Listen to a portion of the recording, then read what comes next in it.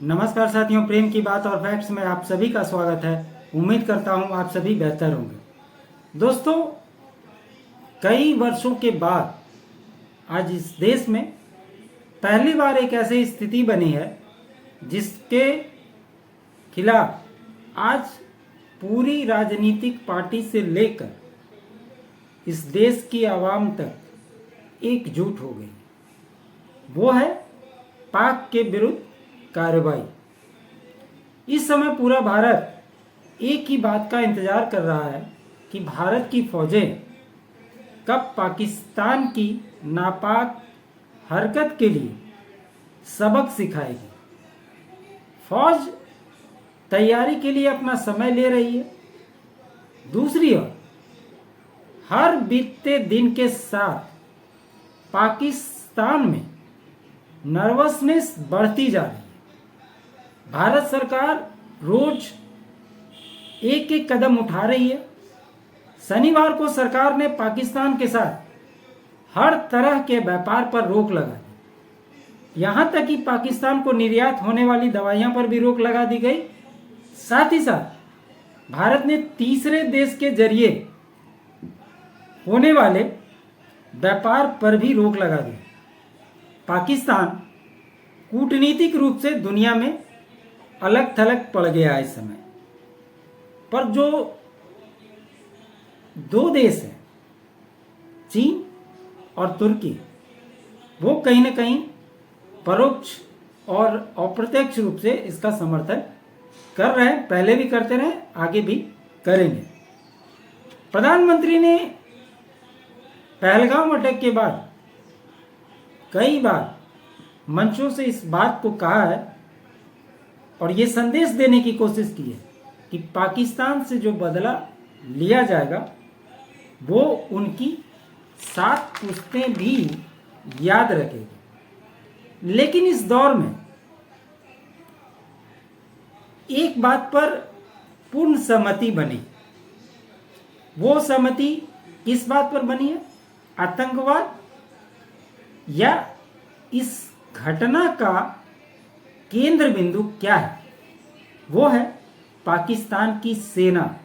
अगर भारत को आतंकवाद खत्म करना है तो उसको इस बार पाकिस्तान की सेना को सबक सिखाना जरूरी है, जो पिछले कई समय से नहीं हुआ। जब एयर स्ट्राइक भी हुआ था उस समय भी नहीं हुआ था, और जब सर्जिकल स्ट्राइक हुआ था उस समय भी नहीं हुआ।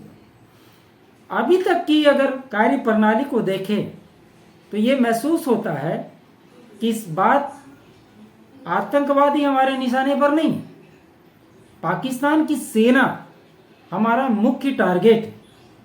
पाकिस्तान की सेना की कमर जब तक नहीं टूटेगी तब तक आतंकवाद की कमर नहीं टूट पाएगी, क्योंकि पाकिस्तान आतंकवाद के तोते की जान है और इसलिए निशाना पाकिस्तान की सेना है। 22 तारीख को पहलगाम घटना घटी। 23 तारीख को सीसीएस की बैठक हुई। प्रधानमंत्री ने इसकी अध्यक्षता की थी। सऊदी अरब के दौरे पर थे, उस दौरे को बीच में छोड़कर आए। एयरपोर्ट पे ही पहली बैठक हुई। उसके बाद फिर सीसीएस की बैठक उन्होंने की। उसके बाद भारत सरकार ऐसे फैसले ले रही है जिससे पाकिस्तान को आर्थिक चोट पहुंचे। शनिवार को हर तरह के व्यापार पर रोक लगा दी गई, जैसा कि मैंने आपको बताया। भारत की प्लानिंग ये है कि पाकिस्तान के अंदर असंतोष की स्थिति पैदा हो और इसका असर आपको, जो सिंधु जल समझौता रद्द किया उसके माध्यम से सिंध और पंजाब प्रांत में इसका असर सीधा दिखाई दे रहा है और आने वाले दिनों में इसके और भी आसार आपको दिखाई देने लगेंगे। पाकिस्तान की तरफ क्या हो रहा है? पाकिस्तान की तरफ एलओसी पर लगातार सीज फायर का उल्लंघन कर रहा है। पाकिस्तान हमारे रक्षा विशेषज्ञों का कहना है कि ये उनके नर्वसनेस का सबूत है। उसके पास गोला बारूद बहुत ही कम बचा है और आज अगर लड़ाई हो जाए तो 4 से 5 दिन तक ही युद्ध लड़ सकता है। ऐसा क्यों? क्योंकि जब रूस और यूक्रेन युद्ध हो रहा था तो इन्होंने अपने गोला बारूद को यूक्रेन के साथ बेच दिया था और अपनी जेबें भरी थी। इसका पूरा फायदा पाकिस्तान की सेना ने उठाया था और इस खतरे से अनजान थी कि कोई इस प्रकार की घटना हो सके। अब इसके पास ज़्यादा दिन का गोला बारूद बचा ही नहीं है और अगर इसी तरह से सीज फायर का उल्लंघन करते हुए बॉर्डर पर फायरिंग करता रहेगा तो ये भारत के पॉइंट ऑफ व्यू से देखें तो ये भारत के लिए अच्छी बात है, क्योंकि वो जितना फायरिंग करेगा उसके गोला बारूद उतने ही और कम होंगे और पाकिस्तान उतना ही और कमज़ोर होगा। उसके बाद ये एक तरह से भारत की रणनीति का हिस्सा ही है। उसके बाद डिप्लोमेसी स्तर पर भारत ने FATF के तरफ रुख कर दिया है। FATF आप जानते हैं, फाइनेंशियल एक्शन टास्क फोर्स, ताकि पाकिस्तान को ग्रे लिस्ट में फिर से डाला जा सके और इसकी वजह से पाकिस्तान को निवेश और आर्थिक मदद मिलना बंद हो जाएगा। इसके अलावा भारत ये भी कोशिश कर रहा है कि IMF पर भारत दबाव डाल रहा है कि वो पाकिस्तान को आर्थिक मदद और कर्ज जो दे रहा है उसको बंद करे। हमारे मित्र और सहयोगी देशों से बात हो रही है और उनसे भी कहा जा रहा है कि इस मामले पर पाकिस्तान का समर्थन न करें। अभी तक दुनिया में 2 देश जो खुल करके तो सपोर्ट पाकिस्तान को नहीं कोई भी देश कर रहा है, लेकिन तुर्की और दूसरा चाइना इस पर परोक्ष रूप से समर्थन पाकिस्तान का करता रहा है। चाइना की स्थिति ये है कि अमेरिका ने जो अभी टैरिफ वॉर चाइना पे लगाया है, इसके चलते चाइना की आर्थिक अर्थव्यवस्था ऐसे ही चरमराई हुई है। अगर वो इस प्रकार का कोई काम करेगा तो वो उसके लिए भी नुकसानदेह होने जा रहा है। जम्मू कश्मीर के एक लेफ्टिनेंट जनरल KJS ढिल्लन थे। वो जम्मू कश्मीर में पोस्टेड थे जब आर्टिकल 370 और 35A को हटाया जा रहा था। उन्होंने एक बात कही थी, देश और सेना जल्दबाजी में कोई कदम नहीं उठाती। जो जिम्मेवार देश है वो सोच समझकर कदम उठाती है। वेटिंग गेम में भारत अपने आप को मजबूत स्थिति में दिखाई दे रहा है और पाकिस्तान टेंशन में है। पाकिस्तान अंतर्राष्ट्रीय मंच पर भी अलग थलग पड़ गया है। अभी यूपी में गंगा एक्सप्रेस वे पर जो बना है, मेरठ को जोड़ेगा, वहाँ पर पहली बार लड़ाकू विमानों ने लैंडिंग और टेक ऑफ किया। ये कार्यक्रम दिन में भी हुआ था और रात के अंधेरे में भी हुआ था, जिसको देखकर पाकिस्तान ऐसे ही घबराया हुआ है।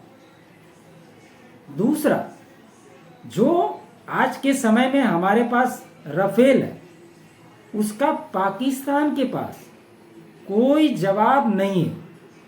और सबसे बड़ी बात, भारत के पास चाहे वो पानी से हो, धरती से हो, हवा से हो और पानी के अंदर से हो, वो कहीं से भी न्यूक्लियर अटैक कर सकता है। ये भारत की आज की डेट में क्षमता है। ऐसे कुछ गिने चुने देश ही हैं जो इस तरह की कार्रवाई कर सकते हैं और कैपेबिलिटी रखते हैं। अब हमारे रक्षा विशेषज्ञ का कहना है कि पाकिस्तान सेना को चोट पहुंचाना और पीओके पर भले ही पूरे हिस्से पर ना सही लेकिन कुछ हिस्सों पर कब्जा करना जरूरी है। वो क्या है उसको भी आप जानिए। पीओके में एक जगह है पीर पंजाल। ये वही जगह है जहां से पाकिस्तानी आतंकवादी भारत के अंदर घुसपैठ करते। जब 1965 की लड़ाई हुई थी तो उस समय हमारी सेना ने इस जगह को कब्जा कर लिया था, लेकिन क्षमा के बदले पीर पंजाल को छोड़ना पड़ गया था।